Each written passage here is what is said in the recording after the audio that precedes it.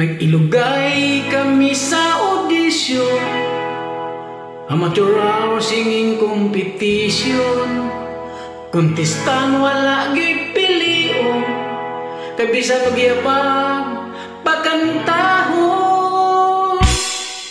Amateur hour among ginapilan, ika-32 ako nga kontestan.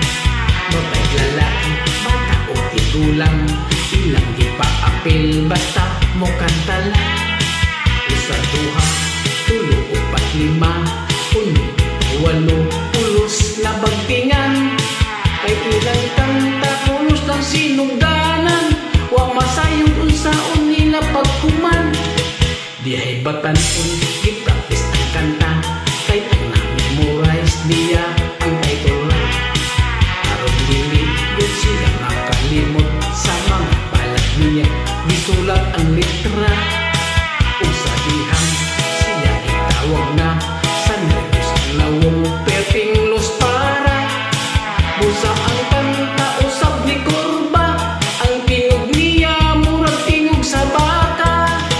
Hangtod na kadlawon, pag na lang intaw, ang singing puntis nagpadayon.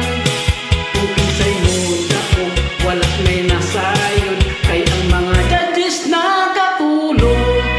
Dihay babay, isayaw-sayaw pa, may boses na yabang murag buak nga lata. Di pagtingan na sila o kalima, apan wa lumbaling daw gikanahan pa. Usaon din na may diferensya, kadtong babay ay perting bungula. Nasintunado hasta ang gitara, ang mga tao nagsigig pangatawa. Hangtod na kadlawon, pag na lang intaw, ang singing puntis nagpadayon. Kung kinsay mo dako, wala na'y nasayon, kay ang mga judges nakatulog. Wala dama, may hubog nga misa ka, niilog sa microphone, kay mo kantan mo siya. Sa entablado, siya nasarasay, hangtod nadasmagan ang gitarista.